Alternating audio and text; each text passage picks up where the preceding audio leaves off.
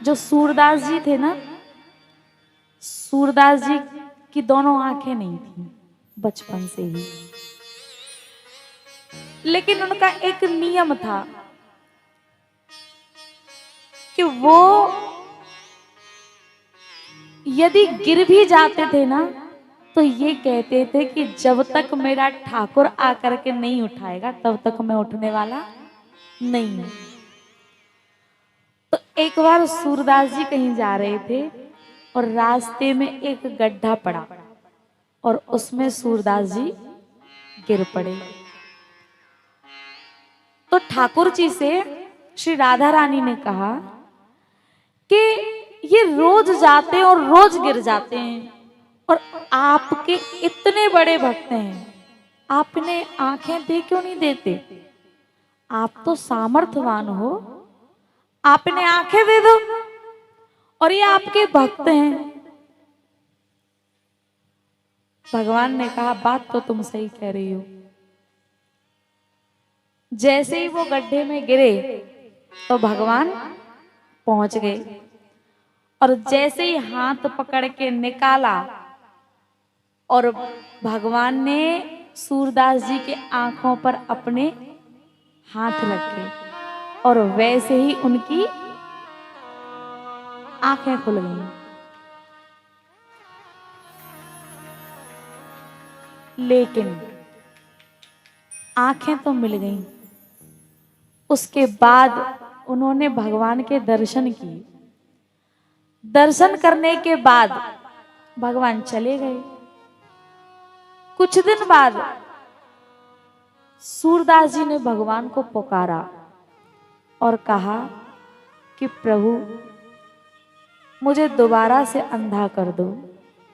बोले क्यों? सारी दुनिया तो आंख मांगती है और आप कह रहे हो कि अंधा कर दो। बोले हाँ, जिन आंखों से एक बार आपको देख लिया, अब उन आंखों से संसार को देखने से क्या फायदा?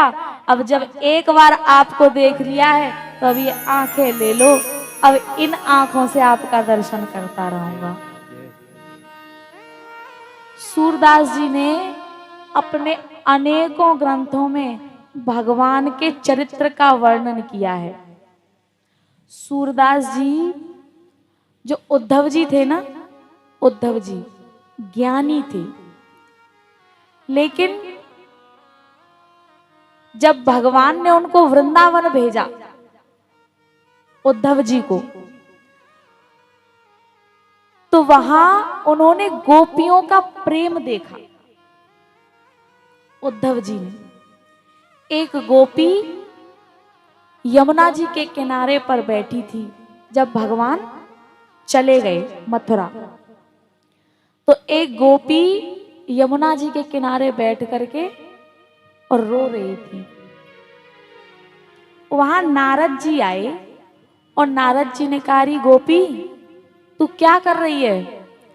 नारद जी और उस गोपी की जो वार्तालाप हो रही है उसे उद्धव जी देख रहे थे।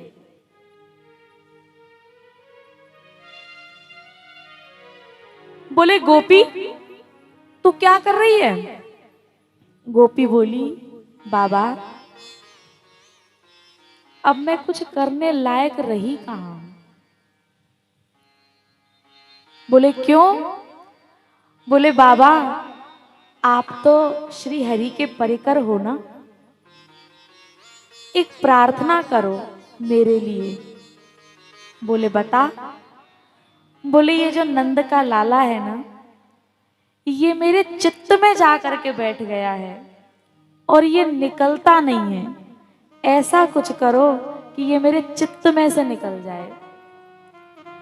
नारद बाबा ने कहा कि अरे पागल, न जाने कितने बड़े बड़े संत ऋषि मुनि महात्मा ये सब तपस्या करते हैं, ध्यान करते हैं कि कैसे भी ये हमारे ध्यान में आ जाए, और ध्यान में आता नहीं है। और तू कह रही है कि ये तेरे चित्त में बैठ गया है, निकलता नहीं है। बोले हाँ बाबा, इसे कैसे भी निकालो, क्योंकि जब तक ये हृदय में बैठा है तब तक मैं संसार के किसी काम की नहीं हूं। मेरा संसार में मन नहीं लगता, और संसार में मन नहीं लगता तो उल्टे सीधे काम होते हैं, उल्टे सीधे काम होते हैं तो घर में कलेश होता है। तो ये नंद का लाला है ना, ये चित्त में बैठ गया है।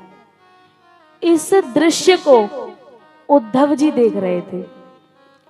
उद्धव जी ने सोचा कि मैं तो इन गोपियों को गंवार समझ रहा था, लेकिन ये तो इतनी बड़ी सिद्ध है, इतनी बड़ी ज्ञानी है।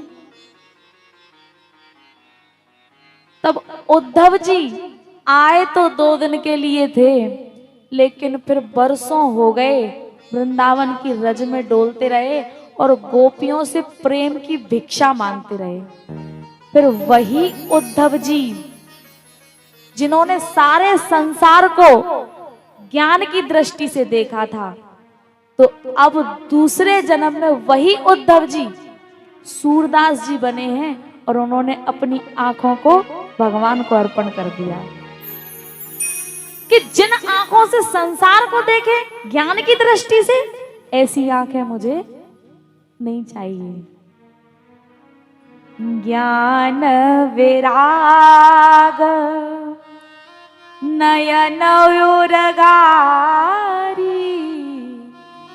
ज्ञान विराग। ज्ञान और वैराग्य की जो भीतर की आंखें हैं वही मुझे प्रदान करो, मुझे ये बाहर के चक्षु नहीं चाहिए।